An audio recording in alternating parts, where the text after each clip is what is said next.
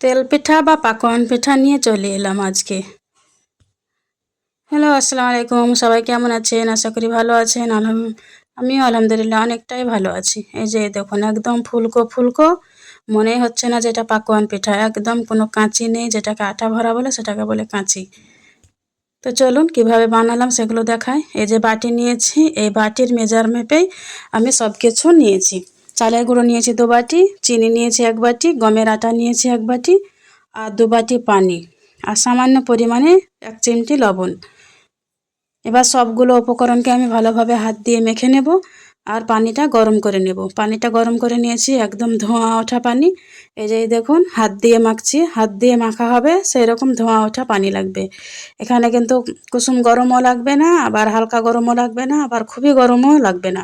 হাত দিয়ে মাখা যায় সেই রকম গরম পানি লাগবে। সবটুকু পানি আমি দিয়ে দিয়েছি। এবার আমি এটাকে ভালোভাবে মেখে নেব। এটাকে সময় নিয়ে অনেকক্ষণ ধরে মথে মথে মেখে নিতে হবে। এই মাখার কাছেই হচ্ছে পিঠার আসল মন্ত্র। এখানে কিপটামি করলে হবে না, এই মাখানোটাই হচ্ছে সময় লাগবে, অনেকটা সময়। এই মাখানো যদি সুন্দর হয়, ভালো হয়, তাহলে পিঠা একদম ক্রিকেট বলের মতো ফুলে উঠবে। এই যে দেখুন, অনেকটা সময় ধরে আমি এটাকে ফাটিয়ে নিয়েছি আটাটাকে। আর এই যে এই মাপটা যদি একদম ঠিকঠাক হয়, তাহলে কিন্তু পিঠে খেতেও ভালো লাগবে, আর পিঠের ভিতরে একটুও কাঁচি ভরা থাকবে না, বা যে পাতলা আটাগুলো হয় সেটা আর থাকবে না। একটা কড়াই চাপিয়ে দিয়েছি। এরকম লোহার কড়াই যদি আপনাদের থাকে তো চাপাবেন, নইলে ছোট গাঢ়া মতো কড়াই হলে সেগুলোতে বেশি ভালো হয়। তেল দিয়েছি, তেলটা ভালোভাবে গরম হয়ে যাওয়ার পর আমি একে একে পিঠাগুলো দিয়ে দেব। আর আমি চামচে করে বানিয়েছি, তাহলে 1 মাপের হবে, 1 মাপেই দেওয়া হবে। আর এই যে দেখুন, আমি একটুও কাটিনি, একটু স্কিপ করিনি, আর একদম দেওয়ার সঙ্গে সঙ্গে ফুলে উঠেছে। এখানে কিন্তু চুলোর আঁচ খুবই ইম্পর্টেন্ট। চুলোর আঁচ একটু বাড়া যাবে না, কমাও যাবে না, 1 মাপে একবারে হাই ফ্লেমেই থাকবে। এই দেখুন, এমনভাবে ফুলে উঠে যে একটা উল্টোতেই আমি পাচ্ছি না, এমন সুন্দর হয়েছে।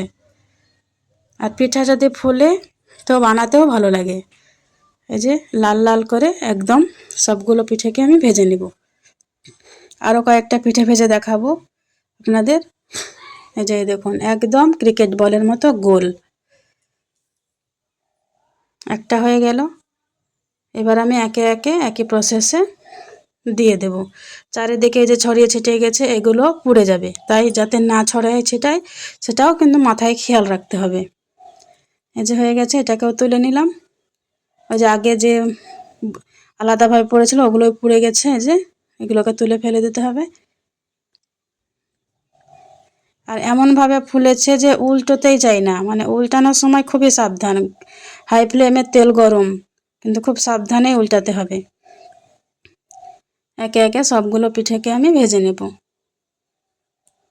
আর পিঠেগুলো বানাতেও আমার খুব ভালো লেগেছিল, মানে এমন সুন্দরভাবে ফুলে উঠেছে দেওয়ার সঙ্গে সঙ্গে ক্রিকেট বলের মতো। আর এই যে ওপর থেকে তেল কিন্তু ছিটিয়ে দিতে হবে, তাহলে ওপরটা আর বন্ধ হবে না, আরও ফুলে উঠবে। লাল লাল করে ভেজে নিলে দেখতে ভালো লাগবে, খেতেও ভালো লাগবে।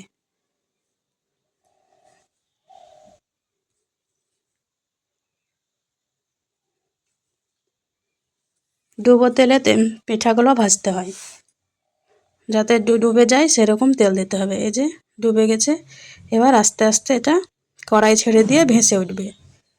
সেই পরিমাণে তেল দিতে হবে যাতে তেলটা না ছোঁয়া লাগে, কড়াইয়ে যেমন না ঠেকে থাকে।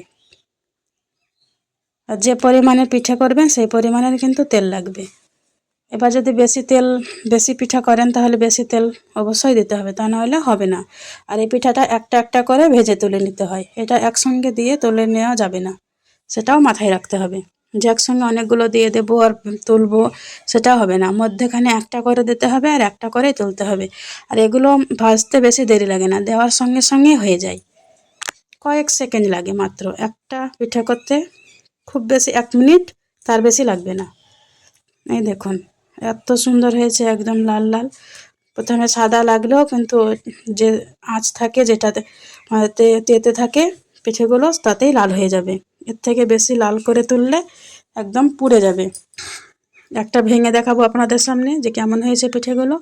এই যে দেখুন একদম ভেতরে কাঁচি নেই, এত সুন্দর মুচমুচে নরম, আর অনেকটা সময় ধরে এই পিঠাটা নরম হয়ে থাকবে, কড়া হয়ে যাবে না।